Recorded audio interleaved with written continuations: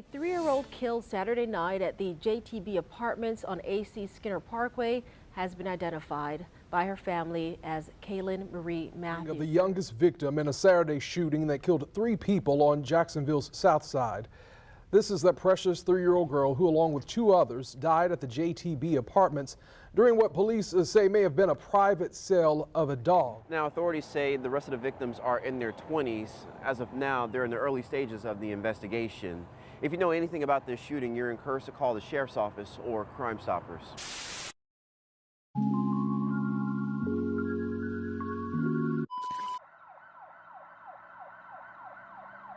Around 10 p.m. on September 23rd, the Jacksonville Sheriff's Office responded to the JTB Apartments at 8876 AC Skinner Parkway in the Bay Meadows area for reports of a shooting. Upon arrival, they would find multiple people suffering from gunshot wounds. JSO says witnesses saw 2 people running away from the scene, and they got away in what they thought was a black sedan. We talked to one neighbor who heard the gunshots. I heard help. They shot him a few times, actually. And the way she was screaming was you could tell something really bad had happened. Well, when I first heard the gunshots, I really thought it was like a firecracker. I didn't really assume it was gunshots because of where I live. It's a safe neighborhood. The victim was identified as 3-year-old Kae'Lynn Marie Matthews, who was sadly pronounced dead at the scene. 2 males in their 20s were also pronounced dead at the scene. A 4th victim was taken to a local hospital. However, his condition is unknown.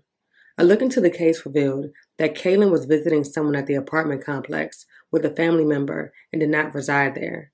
The entire incident arose from a dispute over the possible sale of a dog. According to JSO, 5 people had gathered at the complex for the purpose of selling a dog. However, a dispute erupted, resulting in 4 out of the 5 people being shot before 2 men fled in a black sedan. 3 individuals ended up losing their lives that night, with the youngest victim being 3-year-old Kae'Lynn Marie Matthews. They are searching for the 2 men that fled this apartment complex in a black car. Investigators were seen out here late last night until early this morning, canvassing the area and collecting evidence, trying to figure out what transpired here. 3-year-old Kae'Lynn Matthews was one of the 3 victims killed in Saturday's shooting. The Jacksonville Sheriff's Office says 5 people traveled to JTB Apartments to buy or sell a dog. An argument broke out and 4 of the 5 people were shot. 3 people died, including Matthews. Investigators were at the complex for several hours processing the scene.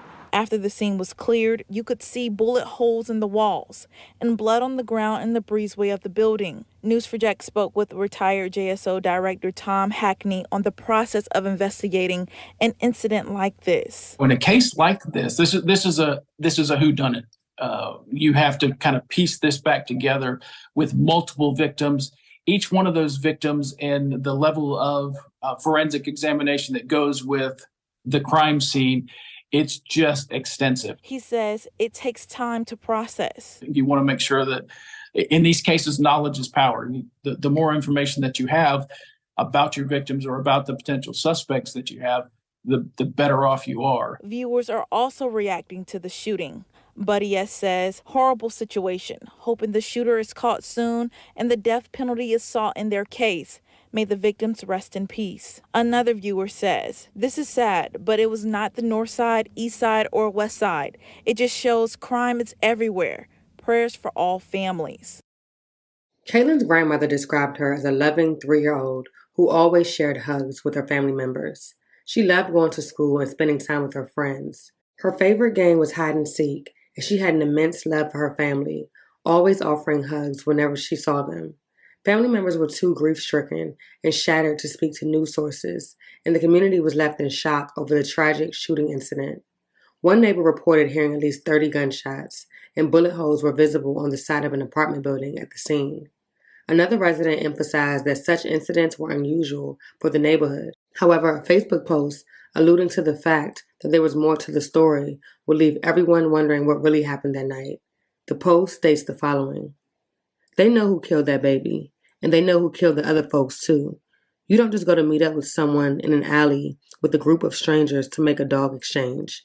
Not in Jacksonville, you don't." So y'all need to just tell the rest of what really happened, because swapping dogs in an alley ain't gonna cut it. Well, this is 3-year-old Kae'Lynn Marie Matthews, and I spoke with her grandmother on the phone. She says the family is grieving at this time, but she describes the 3-year-old child as a joy to be around and very loving. The family is still grieving their loss and spoke over the phone. They sent these photos of the child, calling the loss a tragedy. The family affectionately called her K, or K Boogie. We asked investigators about the other victims and if the child was with family at the time of the shooting, but police could not provide us with those answers, saying the investigation is ongoing. Investigators say 5 people had traveled to the JTB apartment Saturday night, possibly to conduct the private sale of a dog. Officers say a dispute led to the shooting. 4 people were shot and 3 died, including the 3-year-old. First Coast News crime expert Mark Bachman says investigators could use phone history to find out more about the possible sale. They're going to keep interviewing everybody and anybody who was involved, including everything around there. They're going to check CCTV footage. They're going to look at all kinds of things.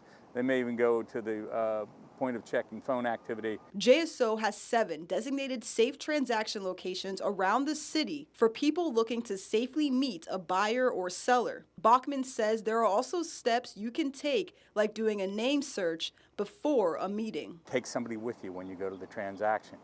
Go to a place in the daytime, a public spot. Try not to go to a residence. Try not to have people come to your residence. As of right now, there are no leads or motives in the case, and police, along with family, are encouraging anyone with information to come forward. The case remains ongoing.